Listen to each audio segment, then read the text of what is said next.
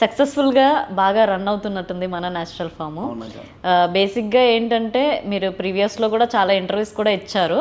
So నా point ఏంటంటే ఒక ఏజ్లో అంటే ఎడ్యుకేషన్ టైం ఏజ్, ఒక జాబ్ చేస్తున్న టైం ఏజ్లో మనం జాబ్ చేయకుండా మనం న్యాచురల్ ఫామ్ అని ఇది చేయడం, ఈ వర్క్ చేయడం వల్ల చాలా నెగిటివిటీ ఉంటుంది.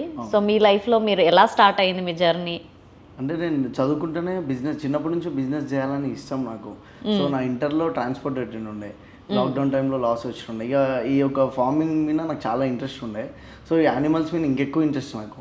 సో అదేవిధంగా ఇక మెల్లమెల్లగా చూస్తున్నా ఒక 2-3 ఇయర్స్లో బయట ఎన్ని కల్తీలు జరుగుతున్నాయా, ఫార్మింగ్ చేసే వాళ్ళకి వాల్యూ లేకుండా అయిపోయింది. ఎగ్జాంపుల్ నా విషయంలోనే చాలా అదైపోయిన ఉండే.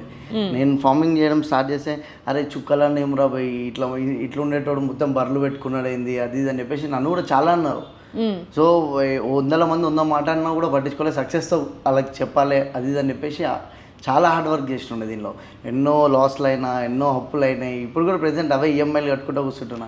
సో అట్లాంటి లాస్లు ఎన్నో ఫేస్ చేసిన, ఎన్నో మందితో మాటలు పడ్డా.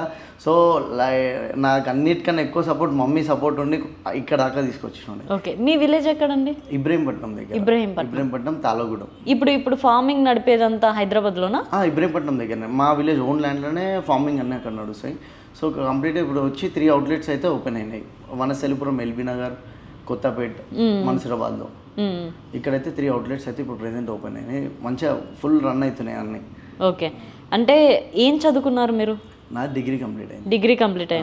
కంప్లీట్ అయిందా? పూర్తిగా కంప్లీట్ అయిపోయింది. నాది డిగ్రీ కంప్లీట్ చేస్తుండే.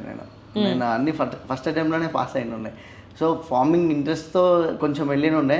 ఇక మొత్తం దానిలో డీప్గా వెళ్ళిపోయిన ఉండే నేను. ఇక యానిమల్స్ ఇవన్నీ అంటే నాకు చాలా ఇష్టం.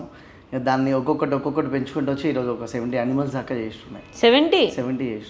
70లో ఆవులు, బర్రెలు అని ఇలా అంటాం కదా, ఏమేమి ఉంటాయి?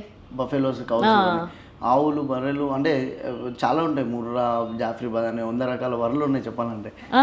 చాలా రకాల బర్రెలు ఉన్నాయి. ఈ బిజినెస్లో ఇది ఒక సముద్రం లాంటి, దీని గురించి చెప్తే అర్థం కాదు. ఒక 1-2 ఇయర్స్ జర్నీ చేస్తే ఈ బిజినెస్ గురించి అర్థమవుతుంది.